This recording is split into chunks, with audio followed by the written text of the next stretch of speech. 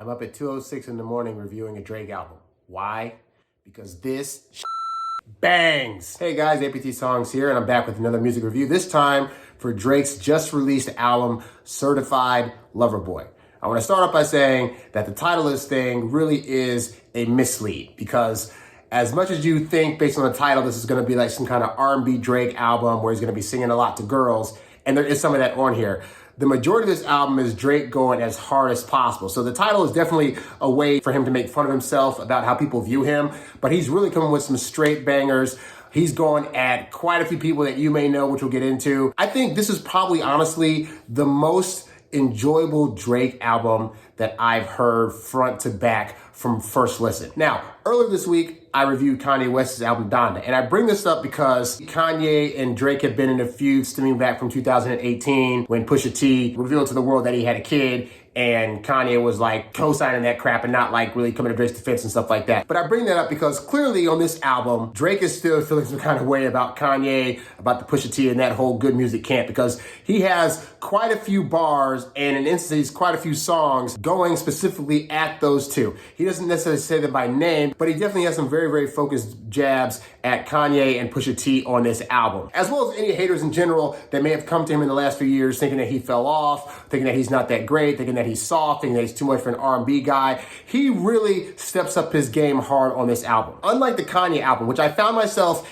having to listen to quite a few times before I was able to find songs that I either liked or where I got used to some songs where I started to enjoy them a bit more. This one, for the length of time that it is, and the fact that I'm up at 2 in the morning after having listened to this thing, this is an album that I instantly like. A wide variety of the songs on here, and some of the ones that I felt were just okay, I'll probably get to like a little bit more, but there's definitely a lot more to enjoy upon first listen of this. This album is a lot more upbeat. Yes, there's still the standard Drake beats whereby it's like kind of slow and moody in tone and the drums are kind of off a little bit, but overall he has a really good beat selection this time. I don't know if 40 went into the lab and just like figured out how to make some new sounding beats to where it still feels like Drake, but it feels different enough to where it's almost like new style Drake. Drake's writing on this has definitely improved. He's got a lot more catchy punchlines. He's got very different ranging subject matter. He's got a lot of songs in here talking about how friends that he used to have aren't friends of his anymore. He's still got songs in here about women and about love, but even on these subject matters, he comes from it at a different angle in many cases. For example, on the song called Effing Fans, you would think that would be a song where he's bragging about all the fans he's been able to bed over the last few years,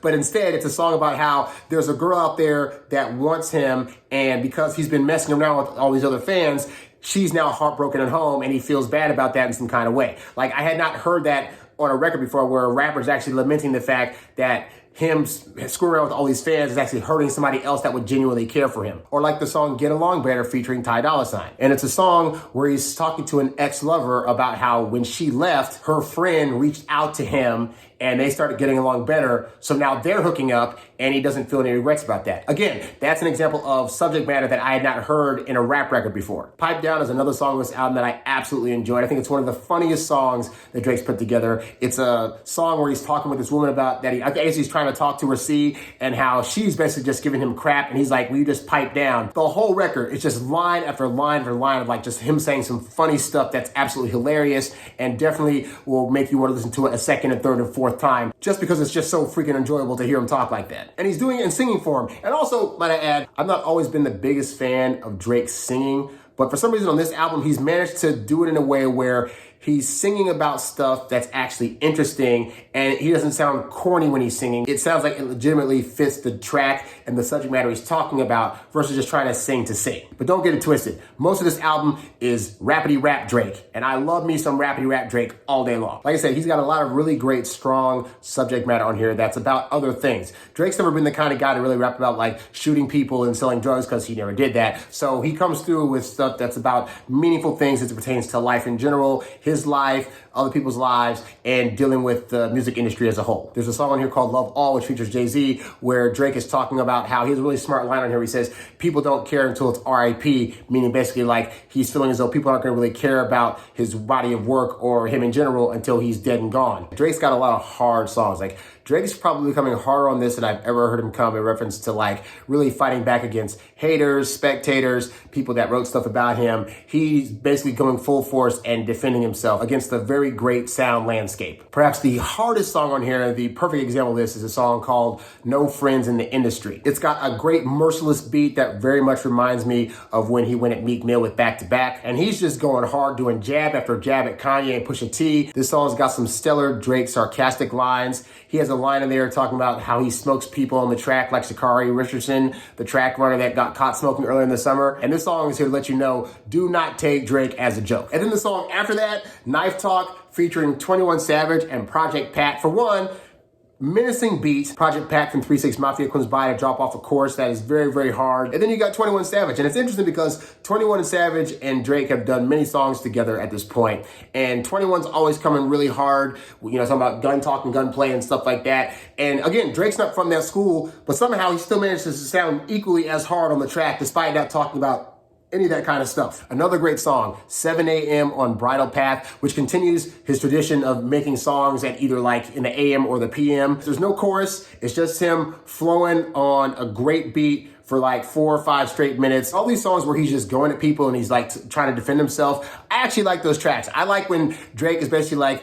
put into a corner where he has to, it feels like on track he's having to defend himself and his legacy here, because he's been in the game for 15 years now. And the fact that people at times still take him as a joke, I think he's gotten to the point where he's kind of like, I'm tired of that. And a lot of those songs on this record very much help to prove his point that he too deserves to be where he's at. Now, as much as I like this record, and again, I like this record a whole lot, there are definitely a few songs on here, a few clunkers that just don't really work well for me for a variety of reasons. I think the song Girls Want Girls is like an okay song, but it treads that trope of like, oh, you're a lesbian girl, but I'm still gonna try to hook up with you. And I think that's honestly just a tired trope at this point in hip hop. I like the song Love All, which features Jay-Z, but the Jay-Z verse itself, while it's okay, Jay-Z just came off last week with a verse on Kanye's album where he had a lot of good metaphors and similes and wordplay. And on this feature, on the Drake album, none of that is there. It's kind of him doing more straight talk about, yeah, well, if you don't love me, then this, that, whatever. But it's not anything that's really like catchy or has anything that's like, oh, there's no thought behind this. There's not really anything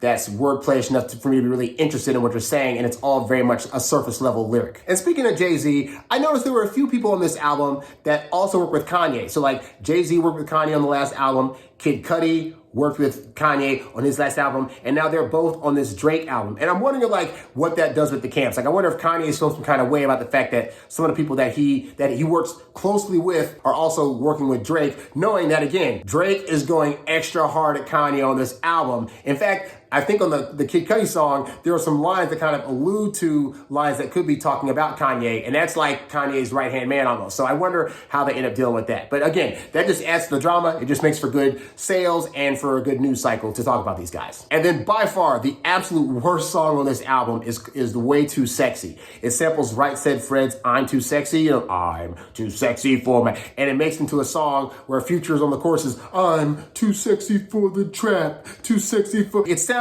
like a parody spoof of a song that just happened to be made onto a real album, and it in no way works. I think it's sad because the beat itself, I will say, the beat on that song is actually fantastic, and I wish that beat had been used with better lyrics, but it was not the case to be with this particular song. So yeah, I could go on all day about how great this album is, in my opinion, but overall, I'm gonna say this. It starts off strong, and it doesn't let up. At no time did I feel there was a real lull in this album. There were a couple songs here and there that were like maybe a little slower than I would have liked, but the wordplay made up for it, or the dreamy sequence of some of the beats in the latter half of the album meshed well with some of the more romantic undertones of a few of those songs to where it worked for me. And even the ending song, most of the time Drake does not end his albums for me very well. Like usually the beat's off or the words just aren't there for me, or it kind of drags on with the last part of the instrumental. But even here, the last song that he has in here, he's talking about some real stuff from the track, and it worked for me. He has some good punchlines on it. He's talking about his life and, you know, how things are at this point, and it just worked. Like so much of this album works to where